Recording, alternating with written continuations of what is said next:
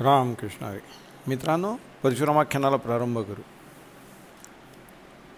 भगवान परशुराम हे विष्णूचे 6वे अवतार, जमदग्नी आणि माता रेणुका यांचे पुत्र. माता रेणुका ही राजवंशातली होती. इक्ष्वाकू वंश जो म्हणतात, प्रभू श्री रामचंद्रांनी ज्या वंशात अवतार धारण केला होता त्या वंशातली ती राजकन्या. यांचा विवाह संपन्न झाला. त्याच्यानंतर रुचिकांनी जे वरदान दिलेलं असतं आपल्या पत्नीला, सत्यवती राजकन्या तिला, ती नंतर त्या तपस्याची पत्नी होते, पण ती आधी राजकन्या असते. ही आपला मुलगा जो असेल तो क्षात्र लक्षणांनी युक्त असेल आणि तो दुष्टांचं परिमार्जन करण्यासाठी, दुष्टांना शासन करण्यासाठी फार मोठ्या प्रमाणात हिंसा करेल अशी त्यांनी पत्नीला जाणीव करून दिलेली असते. पण तो स्वसामर्थ्याने ते जे कृत्य असतं ते एक पिढी पुढच्या अपत्यावर ढकलतो. आणि त्याच्यामुळे जमदग्नी ऋषी हे शीघ्रकोपी असतात, पण ते लगेच शांतही व्हायचे आणि त्यांच्या हातनं काही हिंसा अशी फारशी घडत नाही. पण त्यांचा मुलगा भगवान परशुराम, याला 4 मोठे भाऊ असतात. 5वा परशुराम. वास्तविक पाहता त्याचं नाव राम असतं लहानपणी, पण तो सतत परशु घेऊन फिरायचा म्हणून त्याचं नाव कालांतराने परशुराम असंच पडतं. तो आईवडिलांचा थोर भक्त असतो. आईनी किंवा वडिलांनी सांगितलेलं काम तो तत्काळ करून टाकत असे. एकदा माता रेणुकेच्या हातून काहीतरी प्रमाद होतो आणि म्हणून संतप्त होऊन जमदग्नी ऋषी आपल्या मोठ्या पुत्राला आज्ञा करतात की तुझ्या मातेचं शिर तोडून टाक शस्त्राने. पण तो ते करू धजत नाही. तो जाऊन मातेच्या शेजारी जाऊन मान खाली घालून उभा राहतो. दुसऱ्या मुलाला सांगतात, तोही करू शकत नाही. तिसऱ्या, चौथ्या, तोही, दोघेही करू शकत नाहीत. सगळ्यात धाकटा असतो परशुराम. मग ते परशुरामाला हाक मारतात. परशुराम धावत येतो. ते म्हणतात, तुझी माता आणि तुझे 4ही ज्येष्ठ बंधू यांची डोकी छेदून टाक. भगवान परशुराम क्षणाचाही विचार न करता वडिलांनी दिलेली आज्ञा अंमलात आणतात आणि माता आणि 4ही ज्येष्ठ बंधू यांची शिरं छेदून टाकतात परशुनी आपल्या.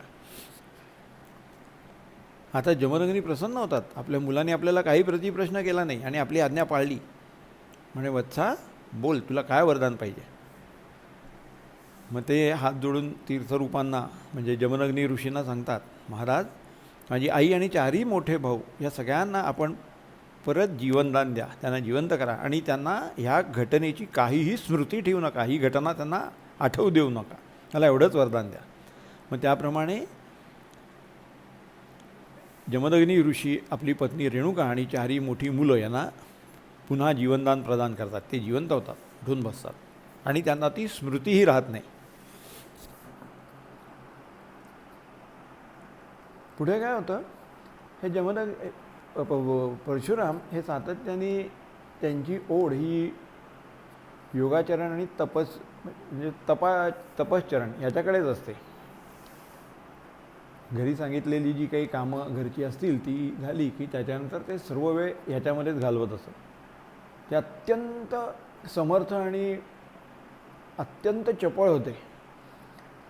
ते आपण डिस्कवरीवर बघतो, ती वानरं जी असतात ती अशी हा म्हणता उभा कडा चढून जातात. तसे भगवान परशुराम उभा कडा चढून जाऊ शकायचे किंवा कड्यावरनं खालती नदीमध्ये सूर मारू शकायचे. त्यांना भीती अशी नव्हतीच कसली.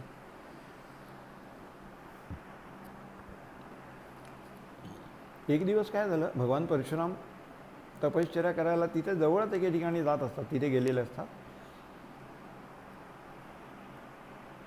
जमदग्नी ऋषी बाहेर गेलेले असतात, मुलंही बाहेर गेलेली असतात. तेवढ्यात काय होतं, त्यांच्याजवळच महिष्मती म्हणून काही अंतरावर एक नगरी असते आणि तिथे सहस्रार्जुन म्हणून राजा राज्य करत असतो.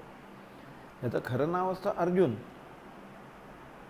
आणि ते राजा क्षत्रिय कुळ. तर हा अर्जुन जो असतो तो गुरु दत्तात्रयांना प्रसन्न करून घेतो आणि त्यांच्याकडनं स्वतःची शक्ती वाढवण्यासाठी 1,000 हस्त मागून घेतो. मला 1,000 हस्त मिळावेत अशी व्यवस्था करा महाराज. आणि माझ्या शरीरामध्ये तेवढं बळ असावं, पण कधी लागले तर मला ते 1,000 जे हस्त आहेत, हात आहेत, ते प्रकट करता यावेत आणि त्यांचा वापर करता यावा, असं त्यांनी मागणं मागितलेलं असतं. गुरु दत्तात्रेय तथास्तु म्हणतात. त्याच्यामुळे त्याच्या अंगात प्रचंड सामर्थ्य एक वाढलेलं असतं. आणि एके दिवशी तो आपल्या स्त्रियांसमवेत राणीवसाबरोबर घेऊन गंगा नदीमध्ये स्नान करायला गेलेला असतो. आणि त्या गंगा नदीमध्ये स्नान करता करता काय करतो तो, आपलं सामर्थ्य दाखवण्यासाठी आपल्या हाताने गंगा नदी अडवतो. 1,000 हस्त प्रकट करून गंगा नदी अडवतो. त्याच्यामुळे काय होतं, ती गंगा नदी अडते आणि उलटी भरायला लागते. म्हणजे धरणामुळे कसं सरोवर निर्माण होतं ना, नदीचा प्रवाह थांबतो, तद्वत होतं. आणि तिथून काही अंतरावरनं रावण चाललेला असतो, लंकाधिपती रावण, लंकेश. तो बघतो, अरे गंगा उलटी कशी व्हायला लागली. म्हणून तो त्या अनुरोधाने पुढे जाऊन बघतो, तर त्याला दिसतं एका महाप्रचंड महासामर्थ्यवान राजाने संपूर्ण गंगा नदी आपल्या फक्त बाहूने अडवलेली असते. आणि त्याच्यामुळे गंगा नदीला पूर्ण वेगाने पुढे जाता येत नसतं. तिचा प्रवाह मागे मागे चाललेला असतो, पाणी जमत चाललेलं असतं मागे. सहस्रार्जुनाचा राणीवसा म्हणजे त्याच्या राण्या पाहिल्यानंतर ते जलक्रीडा करत असतात. आणि रावण हा अत्यंत स्त्रीलंपट असतो. म्हणून तो आपलं पौरुष्य दाखवायला, आपला पराक्रम दाखवायला सहस्रार्जुनावरती चाल करून जातो. पण सहस्रार्जुन लगेच बाहेर येतो आणि त्या दोघांचं युद्ध होतं. तो त्याची चतुरंग सेना मारून टाकतो सहस्रार्जुन, आणि रावणाला पराभूत करतो, आपल्या रथात मागे बांधतो आणि आपल्या महिष्मती नगरीत घेऊन जातो. पण कालांतराने सोडून देतो. रावण परत लंकेमध्ये निघून जातो. एकदा हा सहस्रार्जुन आणि त्याची मुलं, आता त्याला मुलंही खूप असतात आणि ते सुद्धा सगळेजण मदांध असतात. ते सर्वजण वनविहार करायला गेलेले असताना ते जमदग्नी ऋषींच्या आश्रमात येतात. तेव्हा तिथले जे भूमिपुत्र आणि भूमिकन्या असतात, की ज्यांना नागरी जीवनाची ओळख ही माता रेणुका आणि ऋषी जमदग्नी यांनी करून दिलेली असते. तर तिथे ते येतात आणि वनविहार करता करता त्यांची म्हणजे सहस्रार्जुनाच्या मुलाची नजर तिथल्या तरुण स्त्रियांवर पडते. आणि ते काय करतात, त्यांना बंदी करून आपल्याबरोबर आपल्या जनानखान्यामध्ये ठेवायला किंवा आपल्या राणीवशात ठेवायला त्यांचं जबरदस्तीने हरण करतात आणि घेऊन जातात. आणि तिथे हल्ला कल्लोळ होतो. म्हणजे जी पुरुष मंडळी त्यांना अडवायचा प्रयत्न करतात त्या सगळ्यांना हे मारून टाकतात आणि स्त्रियांना उचलून घेऊन जातात. हे सगळं कळल्यानंतर जमदग्नी परत येतात. तेवढ्यात परशुरामही परत येतात. आणि काय झाला आहे प्रकार कळल्याबरोबर जमदग्नी परशुरामाला सांगतात, जा त्या मुलींना सोडून घेऊन ये. आणि त्या सहस्रार्जुन आहे तो फारच माजलेला आहे. तेव्हा हा क्षत्रियांचा मध उतरवला पाहिजे. हे असं करणं योग्य नाही. क्षत्रियांनी राज्यकारभार करायचा म्हणजे सर्व आपली जी प्रजा आहे तिचा पोटच्या मुलासारखा सांभाळ केला पाहिजे. हे अशा चांगल्या सुंदर स्त्रिया पाहून उचलून जर ते क्षत्रिय आपल्या राणीवशात घेऊन जाणार असतील तर ते योग्य नाही. त्यांना धडा शिकवायला हवा. जा. परशुराम खांद्यावरती परशु घेतात, धनुष्यबाण अडकवतात. गुरु दत्तात्रेयांच्याकडनं त्यांना सर्व विद्या मिळालेल्या असतात. आणि पाशुपतास्त्र त्यांनी भगवान शंकरांच्याकडनं प्राप्त करून घेतलेलं असतं. संपूर्ण धनुर्वेद परशुरामांना अत्यंत उत्कृष्टरित्या अवगत असतो. त्यांच्याबद्दल बोलायचं तर एवढंच बोलता येईल की जे साक्षात भीष्माचार्यांचे गुरु होते, द्रोणाचार्यांचे गुरु होते आणि नंतर कर्णसुद्धा ज्यांच्याकडे अस्त्रविद्या शिकायला गेला, ह्याच्यावरून ते किती अस्त्रसंपन्न असतील याची कल्पना येते. परशुराम महिष्मती नगरीवर चाल करून जातात. एक तपस्वी आपल्यावर चाल करून येतोय म्हटल्यानंतर मदांध झालेले सहस्रार्जुनाचे जी मुलं असतात ती आपलं सैन्य घेऊन त्यांच्या अंगावर तुटून पडण्यासाठी म्हणून बाहेर पडतात, त्यांचं पारिपत्य करायला. पण ज्याप्रमाणे एखाद्या मोठ्या प्रदीप्त झालेल्या अग्नीवरती किती पतंगांनी झेप घेतली तरी ते पतंग जळून जातात. तद्वतच ह्या सर्वच्या सर्व सहस्रार्जुनाच्या मुलांचा भगवान परशुराम हा म्हणता त्यांचं पारिपत्य करून टाकतात